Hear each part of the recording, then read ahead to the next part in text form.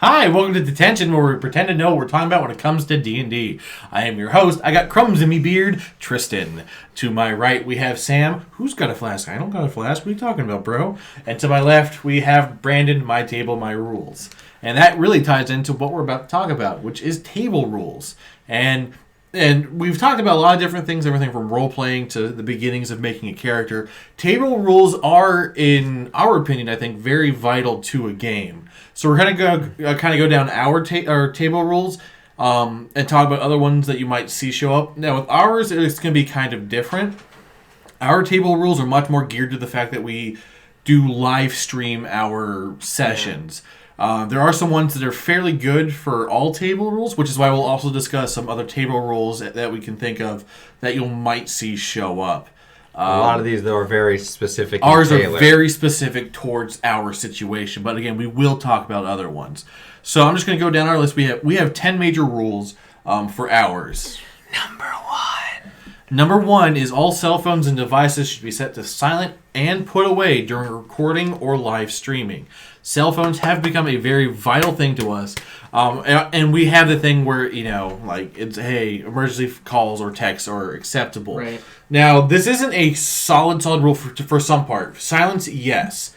Now, there are times where we've used our phones or our tablets to pull up Twitch for the stream so that we can communicate with anyone who is watching us with us. And to verify that we're still live and everything. Yes. It's not like... Right, and the stream's not going down, because that does happen. It does. So we tend to use it as also a verification because we're a small production and we're doing everything from playing to production things as well. But the silencing of the phones is something that when it comes to when we play and stream, is very important. This is definitely one of those things where you'll see a lot of other tables require it as well. There are going to be people that are, luckily people have like smartwatches like you, Brandon, who their phone notifications can't show up. So if it is an emergency, they can excuse themselves. Right. Whereas, a lot of times we just have our phones off to the side and we're not too anal about this one. As long as everything's silent. We recognize that a lot of us have lives or we're trying to maintain our brand for a lot of it. Mm-hmm. And obviously mistakes happen. Somebody thinks they put their phone on silent, or they forget, or they're rushing last minute, so they, didn't think to... As they were driving over and eating their food, as they were driving down, a busy highway trying to get here. With their foot on the steering wheel. Right. With their mascara going like that, they just didn't think about and it. There's times I'm guilty of, I think I've turned the volume off, but with some of the phones nowadays, when you pull down the volume, it's doing the media, not your ringer. Right, or your notifications or anything. Whereas, because my brain still functions a lot because I'm old as heck, I used to, with flip phones, that's what you do. You turn the volume down, it's for the phone itself. Right. So my instinct is just to hit the down button, but then I don't realize that's media versus ringer.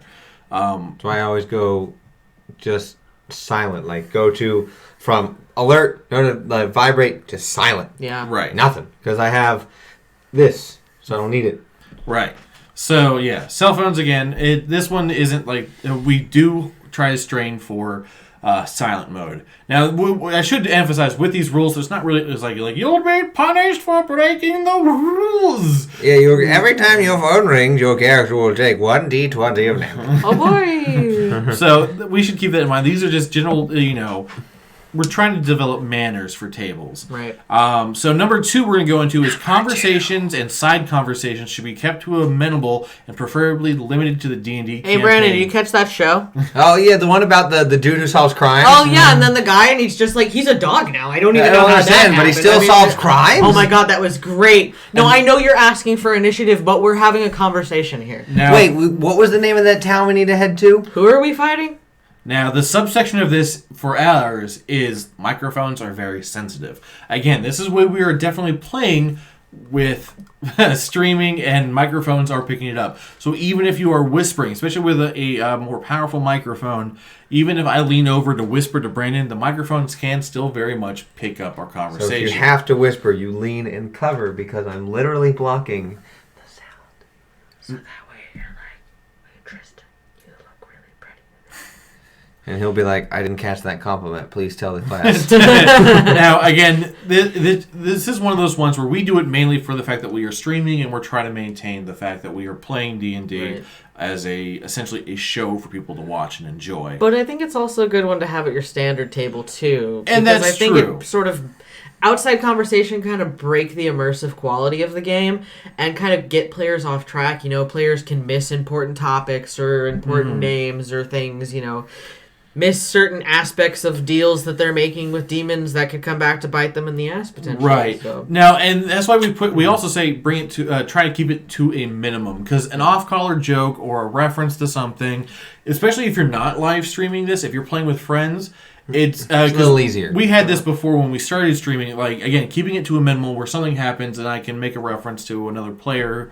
Back when we had Tanner playing Rhaegorn with us, he and I were wrestling fans, so it was one of those things like, hey, it's a wrestling reference or something. And then if it's come to a minimum and we keep going, that's great. But if he and I start having a full conversation about a show coming up, that should be left for something else. As soon as whatever's happening in the campaign gets derailed by anything happening at the table, you've broken train of thought, you've broken immersion, you've broken the DM ability to cohesively move the narrative forward sometimes. And that's going to lead into rule number 3 that we have.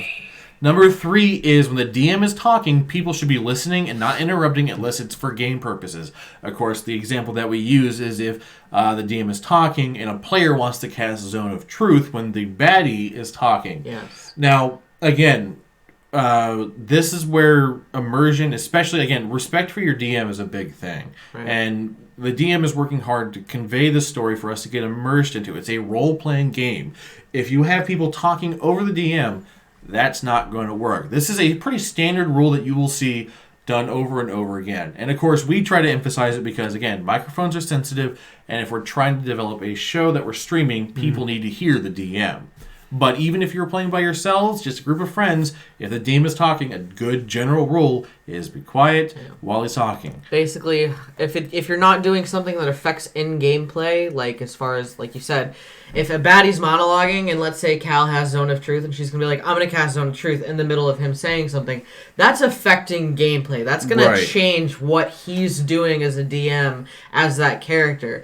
But if you're doing something like, let's say you're sitting there, he's monologuing and you and, Jeffrey next to you are sitting there talking monologuing. Blah, blah, blah, blah, and, we're just sitting there, like, joking around, not paying any attention. It's really talking about something disrespectful completely to your DM. different, yes. It is something that should be said that you should let me try that again. You should always strive to have it so that if the DM is talking, you are not. Yeah. And we don't mean to make it sound like, the teacher lecturing you kind of thing, but it is kind of important. And nobody's perfect. I mean, if you go back and watch our live streams, we're guilty. We're guilty of not doing it. And it's something that we notice and we actively try to be better at. And as long as the DM, I can holistically agree, and I'll be telling something or saying something important or describing it, and someone will be like, ha ha, joke, and then someone's like, ha ha, and I'm just like, all right, that detail is apparently not important. And again, this is stuff that we are aware of what we do, and we're trying to get better with it. And that's usually what all you're asked of is if you're making these mistakes, try and do better, because again, nobody's going to be perfect about this. So for our number 4 is that our number 4 for us is streams are probably going to be 3.5 to 4 hours in length with a 10 to 15 minute interlude partway through. Players should be mindful of the stream length when planning around the stream time, and players should try and limit the amount of times they get up from the table during this time frame and should try to save bathroom breaks for the interlude. Yeah. And again, a lot of this one is because of our stream and our times, and we're trying to keep this as cohesive. However, when you play in D&D with a group, you're going to find that this is something that's going to happen. D&D is not usually a short thing. Like, hey, let's just play for D&D for an hour. You're going to get like 2 things done and be like, well, okay, meet next week. So it should keep in mind that if you're planning on playing D&D, I mean, you can by all means ask your DM, like, how long is the session going to be? I mean, because even if you plan it, things can go awry. We experienced that during our one shot where it was like, this should be a shorter, the second part shouldn't be that bad, just combat.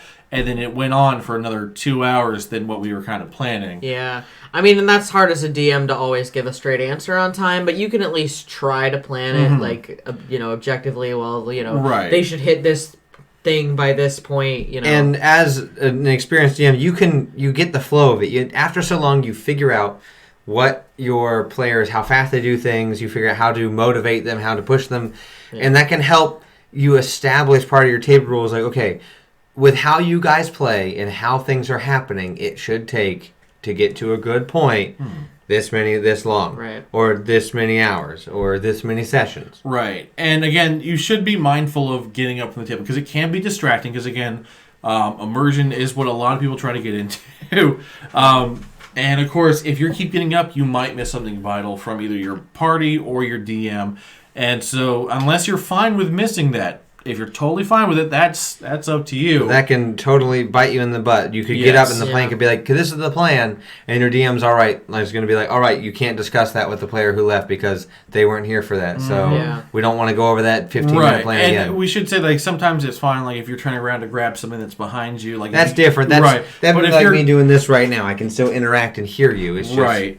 Because especially it would be frustrating if you have like a DM or a player talking to you and you're getting up and wanting like, I'll be right back, and then they don't come back for like whether it's a bathroom break or whatever. Yeah. So I mean, usually again, if you're talking about like a 4-hour play session, kind of try and plan your bathroom breaks accordingly. We've been pretty good at having our 10 to 15-minute break, and that's when everyone like rushes up, grabs food, goes to the bathroom, comes back, and we're pretty much cries in a corner. Cries in the corner. I don't want cow to die, not today.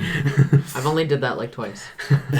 Right. So I've brought up grabbing food, which leads us into our next one. And this one's definitely, again, because of our microphones, which is noisy snacks should be minimalized, meaning chips should be already opened in a bowl or on plates, and we actually try to tend to avoid things like chips. And because crunchy things. Close your eyes, and I'll let Tristan be the DM for a second, and I will be a player eating chips. So you open up the door to the cave. Inside you see the dark walls dripping with dew as everything starts to illuminate from an eerie glow from a window in the background. You get the gist.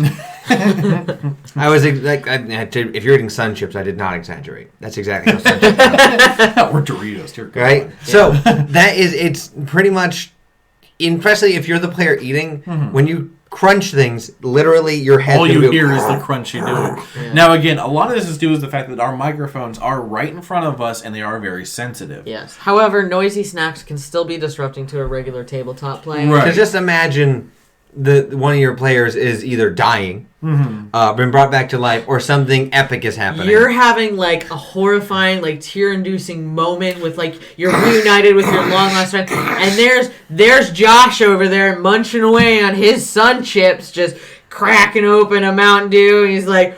And you're like personally attacked. Like, no, I can't believe you're alive. So, when it comes to eating at the table, we allow food at the table. I mean, if you see it, even on stream, like we'll be, snacking on some things. I'm fat cupcakes. For a reason, guys. we do, need to eat and need to ingest fluids. But we do try to make sure that these snacks that we're eating aren't going to interfere too much with the mics. We try to stick with more softer foods if we can. Yeah. If we tend to eat something crunchy, we tend to have them already in bowls or on a plate or something, so you're not hearing the bags open.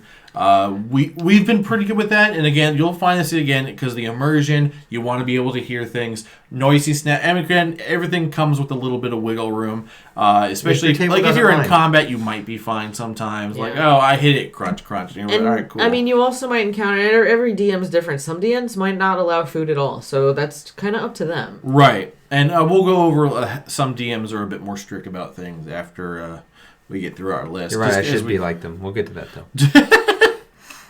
I mean, I guess technically... No, it has nothing to do with this. So, number 6. Thank you. Players should be conscientious of using foul language and crude humor. You son of a boop and a boop and a so, the boop. Now, obviously, we do emphasize we're not against swearing and jokes. However, in order to help protect our brand, we tend to be a little bit more mindful of anything that call issue laters down the road. We do not promote language or behavior that is blatantly discriminatory of any age, race, religion, sex, or gender.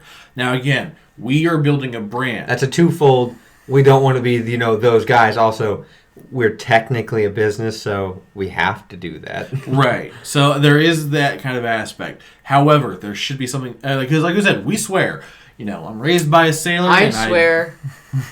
way too much. My NPCs swear because sometimes sometimes a certain character just needs to be called like garbage bitch or something like 1,000 times, or a piece of shit like 1,000 times. You know, just to get the point across. I'm gonna have to censor this episode. I mean. Yeah, so like you definitely no. There's some off-color jokes that we'll make sometimes, or we're fine with especially if you're playing without being filmed. You're allowed. You can get away with it a lot more. Yeah. We tend to try and not push it. But there are certain things that even if we weren't being filmed, that we're kind of like but because the goal here is to be courteous and conscientious of everyone's belief systems and stuff like that. And this is, of course, depending on who you play with, what you can get away with. Yeah. If you, because you're going to see friends, and of course, the cliche is always, the people that play online together who are just absolutely horrible to each other.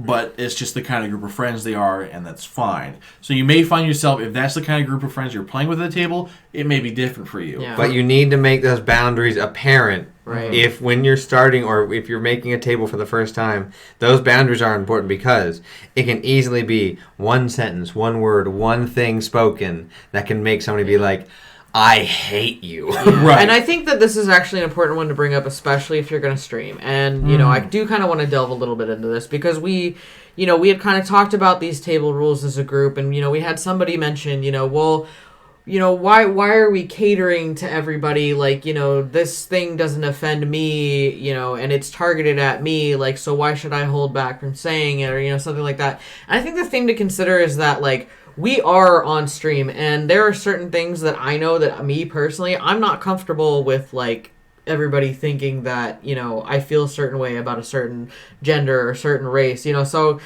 jokes and everything are all good and fine, and, I'm certainly not going to cater to everybody who's, like, easily offended at the word fuck or something, but I mean, there are things that, I feel like when you're streaming, you do need to be conscientious of, and that's not isolating who you're catering to. And that's especially with D&D becoming more and more popular every day, it is opening up to more and more people.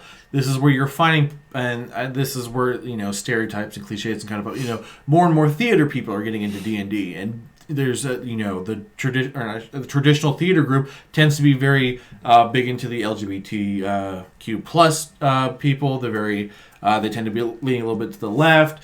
They're much more accepting, and you don't want to isolate people. Let's say that you've joined a group. You're going to have to be aware that you may be walking into a group with people very much like that who are going to want to be a bit more PC. Mm-hmm. Right. This is where you definitely have to figure out the kind of group you're playing with and if that the group is going to be right for you. If you're someone that's like, I don't care how I say things or, I'm going to say whatever I want, then you're going to need to find a group that also doesn't care. Yeah. Like when we stream, there is a mature filter that appears because...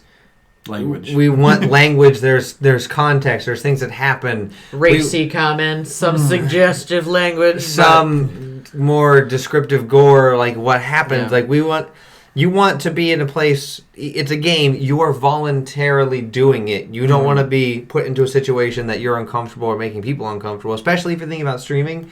Think about: would you want your grandmother to hear that if she's against that, or would you want a child who's perusing Twitch to look at your thing and if you don't have a mature filter, they're gonna watch it and be like, I wonder what's happening. You'd be like, you son of a bloop, I can't wait to do bloop, and they're gonna be like, oh, I can say that. I think this is also important because even recently in the media there was some discussion about I think it was like an Adventurers League or something that was being run by a DM, and he sort of took what was a pre-made story and turned it into a story that was, had like some more graphic, like almost rape type scenarios in it, and it was one of those things that the players clearly weren't comfortable. It was in like an Adventurers League setting, so it wasn't professionally acceptable.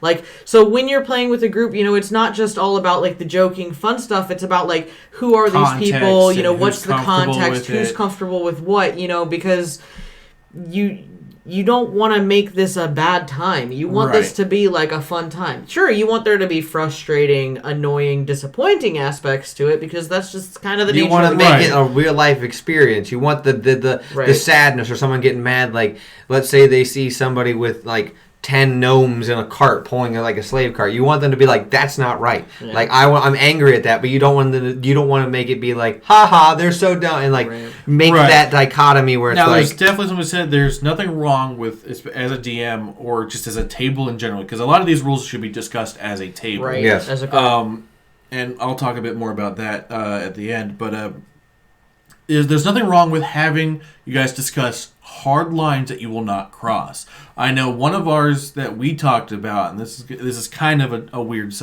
touchy subject. We do have African American players. We've had them come in and out, and with some people, they're fine with using a particular word, whether in a joking it's almost always in a joking context. Yeah.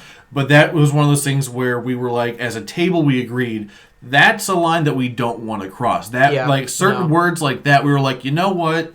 Never. Not us. And of course, since we discussed it as a table, individuals that might have used it were like, I respect that. I appreciate you talking to us about it, and I will do my best to leave it out. And we've never had a problem with it, at least not on stream. There might have been times when we've played outside where it's a little bit more relaxed, but once those cameras are rolling, we tend to follow that rule very, very hard. And since just because we're on camera, I don't want you guys to think that this is us like putting a persona. This is just more along the lines of like, we're aware that, this is going out there for everybody to see, and we as a group might be okay joking about certain things, and we might like bash on each other and stuff, but that's not what we want to be known for as far as like a more like there's a brand, place for jokes, and there's a place for. We would hate to become somewhat internet famous for being that D&D group. Small D&D group on Twitch drops beep. And then everyone would be like, well, those guys are monsters. Right. No, you don't want that, especially at your own table. Like, let's say you don't like saying like you don't want to be that player that's known as like, all right, they're going to say terrible things. We need to prepare for them to say terrible things at the table. Right. No one wants to be that editor in the background with the button like there. Yeah. So we've delved into that one pretty hard, but that is because that is one that is very important. Very, very important, at least for us, especially us being on stream. In a game that is about rolling dice and talking a whole bunch, what you say is very key. Yeah. Now, which leads us to the next one. As far as you said, rolling dice, our number 7 is, as much as possible, don't do that. Players will limit unnecessary dice rolls. Dice trays will be provided for the group. We have like a bunch of these. Okay, so to clarify as well, this comes down to our microphones are very sensitive. We are playing on a wooden table. We added a tablecloth to help with it. But just as an example, I'm going to use the D20 because it's heavy. If we're playing, and some of us have metal dice, and this is where the extent of it, again, especially with our microphones being on the table, if you're like, alrighty,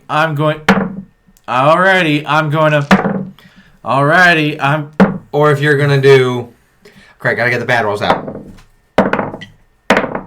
Right. Or if you're like me and you want to stack your dice, which really this is compared. That was on the table. It's still loud, but it's not that sharp hit. Yeah. Right. We apologize if anyone was listening with headphones. Rip headphone users. Headphone warning.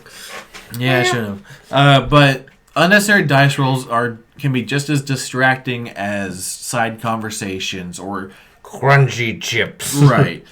You should only really roll the dice when you are required to roll the dice. When the DM goes, give me a this, or do this. Now, there is something to be said. The dice are there, and people can get fidgety, and they're very, very tempting. Sometimes you're just a dice goblin. My personal way, if I want to fidget with a die, I'll grab the D8, and I will twist it in my fingers and just do this, because it's nice and easy to get a firm grip, and you can just spin it, and it won't make a single sound. And if you're a dice goblin like I am, and you have too many dice, and you like the shiny click-clacks because they make the click-clack sound, it might not actually be a bad idea to get all your fidgeting with your dice out before the session. Like if you're one of those people that likes to look at your dice and roll them and spin them around and flip them, might not be a bad idea just to sit down and play with them for 5 minutes before your session. Just get it out. Unnecessarily rolling certain die, because you could be in the middle of just fidgeting with it and get a natural 20, and the DM could go, "Hey, can you give me this?" And they go, "Well, I just rolled and I rolled a natural 20."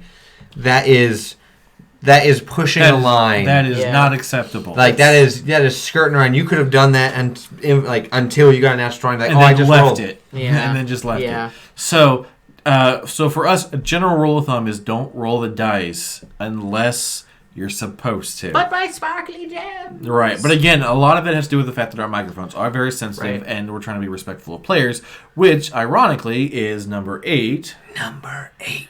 Players will respect one another. And the examples we use is if there's out-of-game tension, we do not want it on stream. Players called me a fish face. Players should try and settle arguments before streaming if at all possible. Players should feel comfortable working with one another. This is another one that we should technically add to this would be if you have tension in game.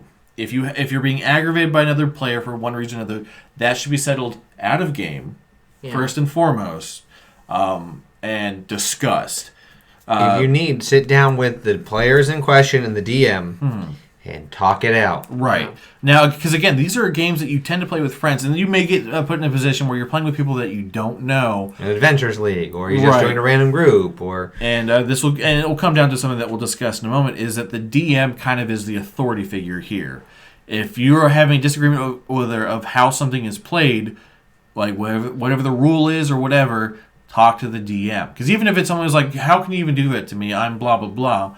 The DM can either be like, you're right, you're wrong, let's look it up in the book, what have you. And that being said, if the DM is the person that you have the tension with, then also sit down with them and talk it out. Yeah, the DM may run the story, but that does not mean the DM gets to control the table. You are not the puppet master. The DM needs to control the table, but not dictate and micromanage every little thing. When I say control the table, I mean not to you control the table because you're literally playing the game, but not dictate you can only be mad, you can't do this and you can't do this. Well, this is where I think as a group we definitely agree. If you have a DM that you don't feel comfortable talking to, you don't have the right DM.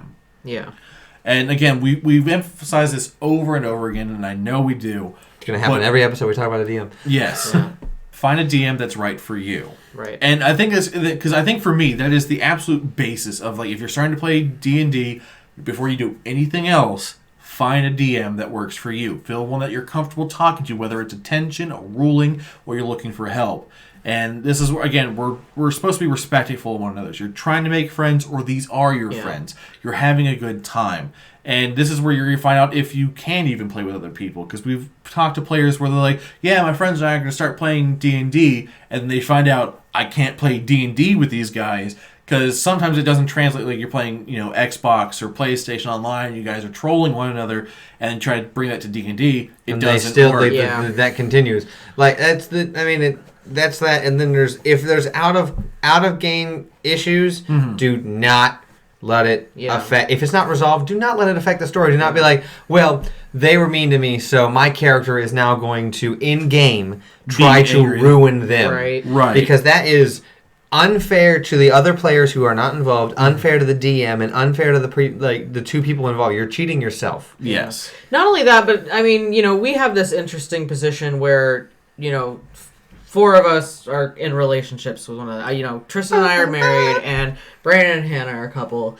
And so, there's always going to be those times where, hey, Tristan pissed me off the other day. You know what I mean? But that doesn't mean that when I get in game, it's going to be Cal's going to stab Soren's going to die now. Right. It's not going to be one of those things where Soren's going to all of a sudden stop for trying to protect his group. I'm going to let Cal die now. And another thing is, I also feel it's important because not just because we're streaming and we want people to know we're having a good time, but because we want to have a good time. I feel it's important to kind of check those things at the door. If I had a situation with you or with you that I felt was making me so upset that I couldn't play and have fun, it's probably best to either not play for the night, get yourself a break, or to talk it out, and sort of resolve the conflict before you start playing. And I feel like that's regardless of whether or not you're streaming. Because again, this is a game where you should respect one another. Right. You can prank each other in game or have a good time and kind of troll each other, but that's not going to be your sole purpose here. Right. You're going to have a DM kill your characters. Now, speaking of DMs, number 9, which is very, very important. This is everyone's game. However, during streaming, the DM has the final say on rulings related to the game. It is okay to bring up counterpoints in-game briefly, but we want to eliminate arguments that take away time from the game. Rulings can be discussed off-stream and changed as needed. Yeah. Or the DM can take a moment and look up, like if it comes to like a rule or something. Again, but the bottom line here is the DM gets the final ruling. Right. You're allowed to try and make a point, whether it's off stream or even really briefly on stream. But if the DM says it, it's how it goes. Because nothing, we've talked about a lot of pacing and stuff. Nothing breaks the immersion, breaks what's going on. Well, my arrow is supposed to do this and it has this much range, but the DM can be like, yeah, but there's a raging windstorm happening. But that it says it can still do it. The windstorm's happening. Like, there's no point. Like, if the DM says there's a windstorm happening and your arrow is being pulled out of the air, then it does not matter what the rules say. Right. There is a situation superseding that rule, and you arguing is making everyone else go, okay, yeah, move on. Right. Now, again, this is where you're going to have certain DMs that have house rules. This is where if you're playing a homebrewed story versus a pre-made story, right. When it comes to like homebrew ones, there are going to be a lot more discrepancies because there's going to be either flavor from the DM, or he's going to bend some of the rules to make his story more what he wants the story to be. More real, more visceral, more tangible for the players. Or it's going to be some DMs are going to be much more detailed. Like you said, the range, the windstorm could definitely change. You're like, oh, the wind is that bad, your arrows don't make it. But and then you could you could be like, well, wait a minute. Unless it says like, oh, not affected by wind, the DM may be like, all right, I didn't realize that that had that. Yeah. Now, notice that this is stated so that way, if you feel like you have a valid counterpoint to your DM's ruling, it's not saying you can't talk about it. It's saying cut it during stream. And this is for us because we don't want to break immersion, and we don't want to spend 5 minutes arguing over something that's not going to matter in 5 minutes. Right. You know what I mean? And if it's like a major rule that you're like, because one of the things that we've discussed is drinking a potion. And this is a huge table rule. A lot of this, drinking a potion is supposed to take a full action. Right. But how easy it for me to go, like, I could easily punch Tristan, bonus action, drink it with my offhand. Like, that's easy. Right. Yeah. So as this is where it's one of your table rules and one that you've kind of adopted as well is that we do something like that as a bonus action. Right. And now this is something that if maybe a DM will allows like, hey, drinking a potion's not going to be long. Let's say that you don't usually have a hard and fast rule, but and a player's like, hey, can I just drink my potion as a bonus action? It's a potion like this, and I'm just doing this. The DM might be like, oh, you know what? That's a valid point. I'll give you that. Or this is where like the phrasing of like a spell or whatever it is, or an action of some sort will be like, well, because you'll see it all the time with DMs go, what's the wording? And I want to know the word, because there is rules as intended, rules as written. Right. So that dramatically changes how things work. Right. And again, this is where it comes down to the DM. If the DM wants the rule to be what's intended versus what is written, that is their choice. That is how they play. Yeah. If every rule was intended, Mage Hand would not be able to pull infinite amount of weight. It would only be able to pull 30 pounds. But rules as written dictates that Mage Hand can just hold the rope and pull anything. But like I said, that doesn't mean that, once the night's over and the game's calmed down, it doesn't mean that you can't talk to your DM about it then and maybe because we've had that situation where, we've been unsure of a rule in game and you ruled it one way, and then, after the stream had ended, we sort of sat down and talked about it, and they're like, yeah, we can't do that again, or let's make that, or like, how is this supposed to work? Mostly because we don't want to take up too much time, messing around with it. But we still want to talk about it. Shelving it doesn't mean that you're accepting defeat, or that you're inherently wrong, or that your voice can't be heard. It just means you're shelving the idea, right? And I think that that's really important, especially during a stream, to be able to do. I mean, that being said, there's been plenty of other times where, especially me as a newer DM, like I'll look at Brandon and be like, how does this work? Or, like, I know that you've messaged me a couple times, be like, like, hey, what's the ruling on this? Like, can you look it up? Because, you're talking and explaining the story, and I'm, like, indiscreetly on tablet, like, what's the rule? Like... Because there's... And I mean, a lot of times, I think that you're going to find the case that there's so many rules in D&D. Oh, yeah. If any DM says he knows all of them, I'm pretty sure he has lying. a photogenic memory as a liar. Oh, my God. He invented the game. That's why having the books or having a PDF or having, if you have D&D Beyond, having it handily available so you can go, let me check. Oh, there it is. Yeah. Now, there is something to be said that we've run into the issues in the past where people have played older versions of D&D versus what we're playing now with 5e. Make it be known, if you're playing a different edition, if you're going from 3.5, 4 to 5 or backwards or anything, D&D has changed so much that rules are going to change. There are things that are inherently changed every edition because for streamlining, for mathematics, for gameplay, it's going to change. No matter how hard or how much you wish upon that star. Right. The game is not... The edition you're playing, the rules are not going to change to fit what you used to know because you liked it more. Right. So, I mean, and so it's going to be one of those things. There's nothing wrong with going like, oh, did they change that from 3.5 if that's the one you've done? And the DM's like, you know what?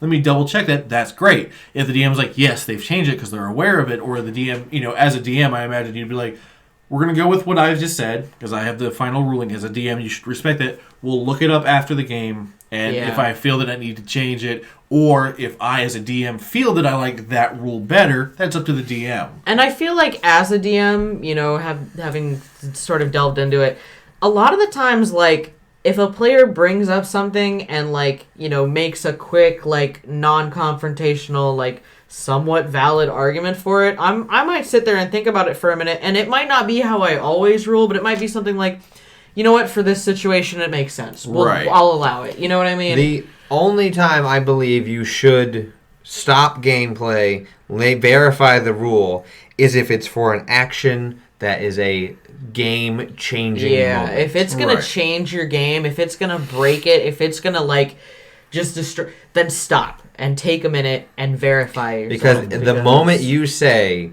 yes or no can dramatically shift where that story in the game is going. Yeah. So if someone says, well, I wanted, like, the rule says I can do this, and I want to do this, and you say, yeah, you can change the rule. I'll let you change the rule this time. Everybody gets it now. You can't just pick and choose, like, I want Tristan to be able to drink a potion as a free action whenever he wants, even on other people's turns. Yeah. Because then everyone's going to go, why? But for little things, like, for example, during the two-shot that I ran, Sean, one of the players who hadn't played in a while, it kind of made a comment of, like, oh, I want to look around the tavern and I want to see, I see if I bump into somebody. I want to bump into somebody. And, it kind of went, like, I should have had made a perception check. To see if there was anyone around. But I kind of went with it because I felt like there was a little bit of story flair there, and I wanted him to kind of have that moment, and I thought it would be a cool moment. And hey, guess what? It was a cool moment. Right, and this is, again, where the DM gets the final say, because, I mean, whether it's something as, as simple as that, or even, let's say it's a weird, complex thing. Like, let's say that a character is, getting that... let's say a character is on the... they just failed their last... death saving throw. Let's say that they were knocked prone and someone hits them for a critical, and they're like, can I do anything as a reaction? And you're like, you know what? As a DM, you can either go, no, you dead now, or as a DM, you get to make the choice. If you want that story flair, if you want to give that player's character one last thing, you'd be like, you know what? I'm going to let you cast a spell as your final action before this. After this character, this is dead. But I'll let you make that, or do something that makes sense for the character. Like, if your character's like, really like being backed by a god, you can always have them make a last minute religion check. You know what I mean? Too. Do something like that. So this is where it really comes down to the DM's discretion. And I have a thing to say to that as a seasoned DM. If you do it and you let a player do that, do not only pick the player and the characters you like. Right. If there is somebody in the team that would make sense to get one of those moments, and you go, no, you're dead now, everyone's in the table is going to go, wait, how come Billy, Susie, Marshall, Jimmy got it, but Becky over here didn't get one? Definitely, as a DM, things have to make sense for why you do them. Like, if you have a character that yeah. has no god, no god's going to show up and save them. Yeah, Cal's not going to make no last-minute religious checks on her deathbed. Right. It's just not going to happen. Whereas if someone like Soren's dying, for as an example, and if he's just like, Or even Thor, Leon, who's smite got my enemies very as I die, and Thor's like, you know what, fam? For you coming up here, the beers.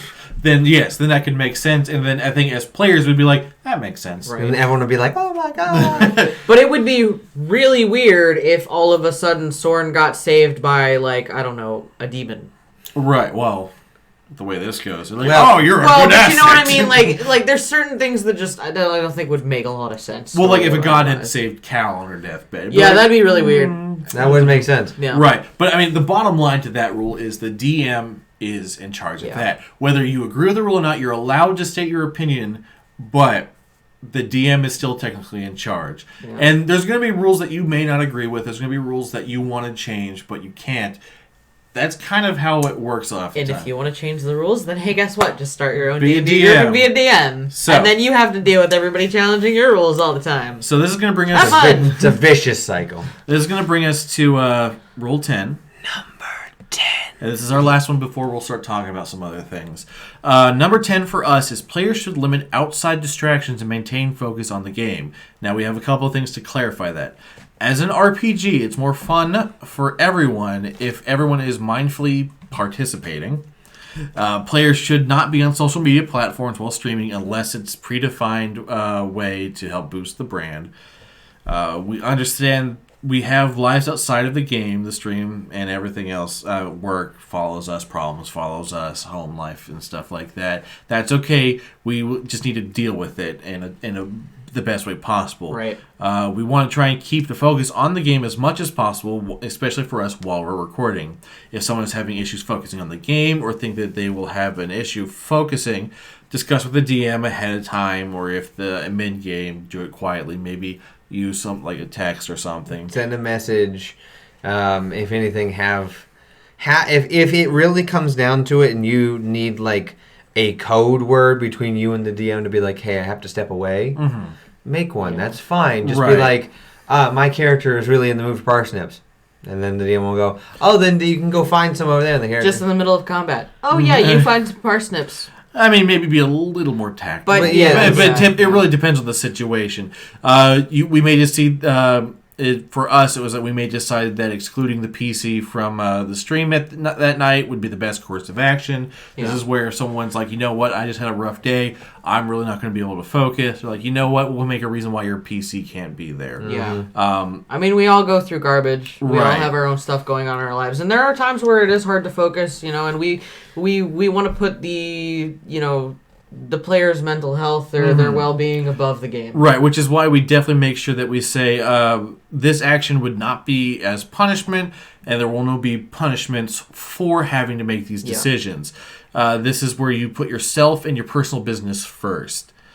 We also say that if players will be unable to make the stream for any reason, they need to talk to us about it, whether with the DM or probably one of us three, because we tend to be always here. Always Yeah, here. we're Kind of. I mean, I am Here. always here. Yes, you live here. He just lives at the DM table. He this never is- goes anywhere else. this is literally There's like my a house. little toilet in there and like a little mini fridge, and he's got some snackies. Yeah, and this is Like where it- we would say communicate with the DM as much as possible and as soon as possible. This will give the DM ample time to find a reason why your PC isn't there, and players should make attempts to be on time. As again, for us having the streams and things like that, we have a start time. We try to stick to that as much as possible. And it is difficult sometimes, we do have a player that we start the stream at 7:30, and he's not usually here until a little after 7:30 because of his work and his commute, but he still makes the commitment to try to be here every Friday, I know some of us have jobs that are a bit more taxing outside of their actual jobs, especially like Hannah's job. She's one of those people that has to take her work home sometimes, so it's not easy for her to always be present at the game table. Sometimes she has to, but she's here and she's having a good time and she's with us and she's here for the story, and that's fine. Right, and we definitely have, as far as keeping focus, we try to have that part of Because again, we are streaming. People Right. are watching us. There's Right. cameras on us. If you are physically distracted, whether it's social media or something else, people notice that.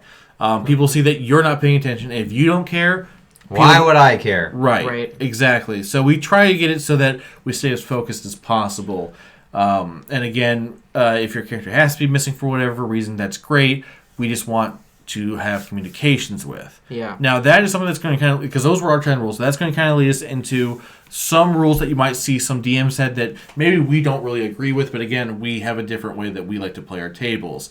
Now, you and I have had, and I'm sure you've had them in the past as well, experiences with DMs that we really didn't agree with some of their table rules. Yes. Such as a requirement of how many times you have to play in order to be actually part of the group. And of course, this is before we started streaming, which we now have a regular schedule. But we, again, like we talk about how you're allowed to be absent, or I shouldn't say you're allowed. If you can somehow do what we do on a level and have everyone be consistently there all the time, God bless you are you. part of an elite Oh, yeah. crew of It's people who are like, I will trying- I will make a blood oath. Trying to get a good amount of people to meet up consistently at the same day, same time every week is very difficult, Right. especially at our age, especially with our work schedules. We do everything in our power to make it work. You know, there are plenty of days where, like, you know, for example, we're not going to have D&D on certain nights because somebody has a prior engagement or somebody is going to be out of town Or for multiple something. people do. Or multiple people are. And, you know, those are the days where we just have to suck it up and say, well, I guess we're playing Halo then. You know what I mean? Like, it's one of those things that you do have to make accommodations for. But we try really hard to make sure that we have as many people here as Right, possible. and of course, this is where you and I have, I know in our history with D&D, we've had DMs that were like, if you can't make a minimum of 4 times, you know, like 3 to 4, 3 times a month, you are not joining this group, and it's like that's a bit rough. Bit much. But at the same time, I kind of understand it now. But that we're doing this in a different without way. even Right, conversation. right. If you're leading with those kind of rules without even talking to your group Yeah. yet, that's a bit much. And we're also doing this as entertainment and things. If you're doing this for fun, like home games, you just want it between you and your friends, and you don't have to worry about other people seeing it. Yeah. That type of thing's like, okay, man, I'm trying to do this for fun. Like, I don't want you to command my life. Right, and that will lead me into another rule that I personally feel is just ridiculous. Even with us even streaming, a rule that we've seen is if you're not playing D&D, you're not welcome in the room. And Yeah, I have heard of that. and like to some degree, I get it, but with the way that we prefer to play, we want to share it with people. If we have a friend that wants to sit in and watch the stream in person, or if they're trying to get into D&D and they want to see us in person so they can talk to us directly, Yeah. by all means, we'll set up a chair off to the side. They'll sit. Most of the time when we have people come in, they're very respectful. They understand what we're doing, and they'll sit, they'll watch quietly. They might make a joke or laugh or something. ask questions. I mean, Right. we've had you know, Kristen's been on the stream a couple of Yes. times, and you know, she'll sit there and she'll grade her work or whatever, and she'll ask a question. She always raises her hand, which I think is adorable. You know, but her being a teacher, but you know, she'll raise her hand, she'll ask a question. She's very polite, you know, and that's fine because as far as I'm concerned, you know, hey, this is our friend who wants to hang out, who wants to, you know, have a good time. Maybe they don't want to play, but they're not going to be disrespecting us. Right, you know? and this is where I think even if we weren't streaming, we would always be more than happy to have someone come in and sit on a session. And we've seen other DMs which are perfectly happy with that, especially if someone's trying to learn about D&D. Right.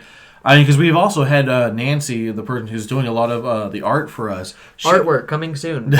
She's been sitting in on a few ones. Like, she'll sit off to the side, and she's drawing on her tablet and listening to us play and possibly joining us in the future. Again, this is a rule that I kind of get, depending on the person. If they're being disruptive and all of that kind of stuff, yes. Get them out of there. But if you're starting off with that and being like, hey, your girlfriend can't come or your boyfriend can't come, That's excluding somebody who's choosing to support their... So like that's something important, and who knows, they could fall in love with it, and you could be exiling a future player that could be amazing. It could be an excuse to spend more time. Let's say you have a family, like let's say my sister's visiting, and I haven't seen her in like 6 months, and I'm like, hey, I got D&D night. Do you want to come and sit with us and see what I do on a regular basis with my friends? And they're like, yeah, I'd love to see that. I'm definitely going to be like, hey, DM, my sister's going to come and join and watch. Is And it's like, well, then I guess you suck. I guess I'm not showing up then. Yeah. Right, and then all you're doing as a DM is excluding your own players, and that's not what you want. That's not what D&D's about. No. If you believe D&D is excluding those who are against the game or those who don't know the game and the way of the game, you're not doing what what the game was founded for. Yeah.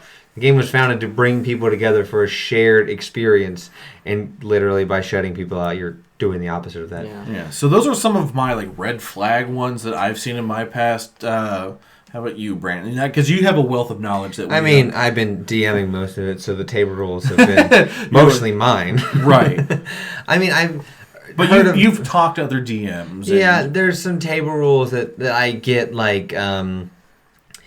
if it's not we talked about, if it's not D&D related, leave it at the door. And we talked about that. We also had one that was talk to somebody, and it was papers only. Yeah. Because no screens, meaning no outside, papers only, which I get, but also we're in a digital age, and I'd rather. And D&D Beyond makes things way Oh my god! Yes. I don't have to worry about figuring out modifiers and changing things. And you don't have to worry about shuffling papers and losing things or spilling coffee on it. There's also rules about. There's been table rules where someone has to be the note taker. There's no ifs, ands, or buts. Yeah. Everyone votes. The table rule is you're the note taker. As far as I'm concerned, if you're too stupid to not take notes, then hey, guess what? You're just gonna forget things. As a DM, I love when players do that. But you'll never see me actively take notes, but I usually do a note writing session after. Yeah. So table rules like that where you are, I'm against that, where you're literally cornering someone into a position or a role. Yeah. There are some table rules that are every party role will be filled. There you have the tank, you'll have the healer, you'll have the stealth, I'm all for party balance, but I'm also not for pick a door. That's your class. Railroading them into it. They get a choice. They get to make the thing. So it's one thing to warn them, hey guys, you guys are looking at not having a tank, or you're not going to have a healer. You're kind of boning yourselves a bit there. You guys should keep that in mind, rather than hey, you know what? You don't have a healer. Hey, Gerald, you're going to be the cleric now. You're it now. Too bad. But my character, he's dead now. Things like that. Too bad your character now is multi-classing. I only have one level in Monk. Too bad the rest of it's cleric now. The table rules that force people into different ways of playing the game, not good. Table rules that limit the ability of players to derail the game are fine. A table rule that I know is trolling and doing troll things, the chaotic stupid. If it happens too often, your character will be punished for it. There's a table rule where you can do it. It is a rule set that you can do it, but there will be consequences. Right. Which that is a game thing, but also if you make it an established table rule that everyone is a part of and everyone agrees to, then no one can say, well, I didn't understand. Yeah. Right. Or why are you bullying me? Right. So that's a table rule where we kind of talked about that, but it's all about the table rules you should make are ones that, flourish creativity and help, bring together people and limit the possibility and ability of players to infringe on the enjoyment and the story. Right. That's the basic part of table rules, and make table rules that if you need a specific table rule for your people about the table rule is the bard can't try and hit on every single person. By Jove, you can make that if it's actually a problem.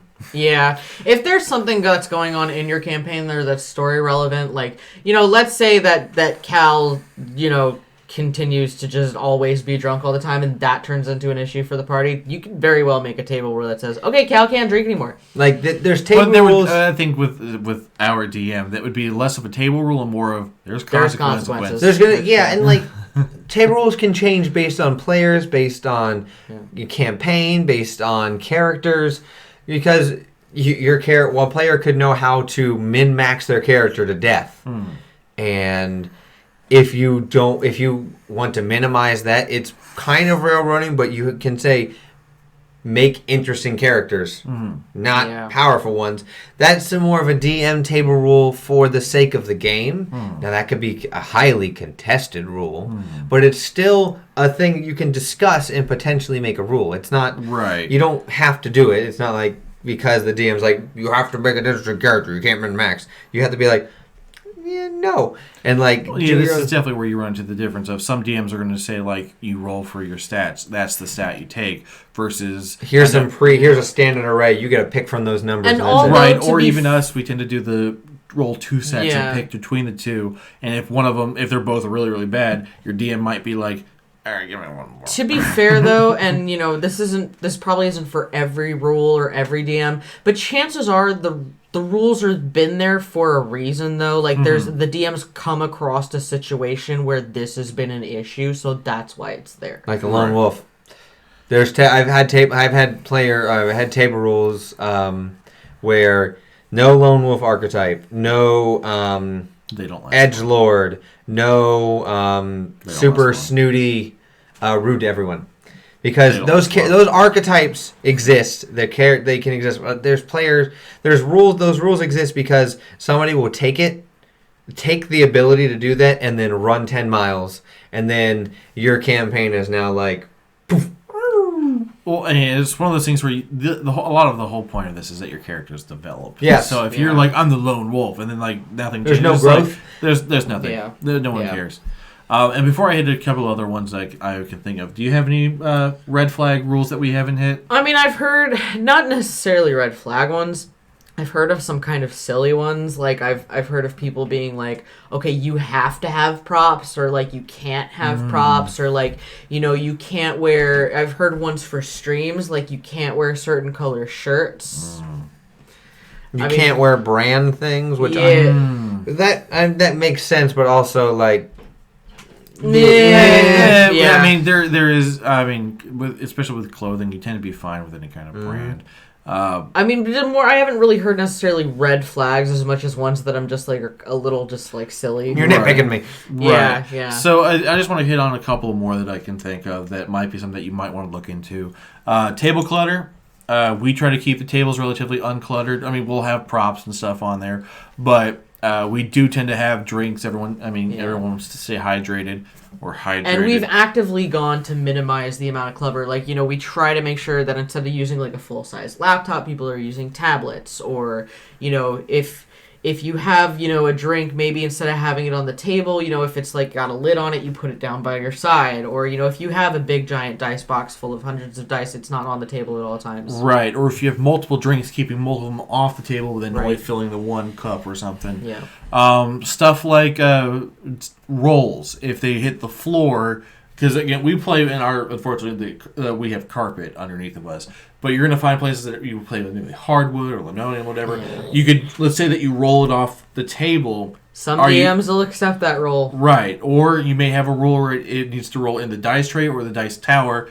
Or it doesn't count. Or it doesn't count, which is one of the benefits of a dice tray is that your dice tend to stay in one spot. Right. They tend not to go haywire. It might still do it. I mean, how hard are you throwing the dice? But, Yeah. but again, a lot of it's going to come down to, I think the biggest thing here is that you should, when it comes to table rules, you should agree as a group. Yeah, we did, these list of rules that we had, we did put out to our entire group.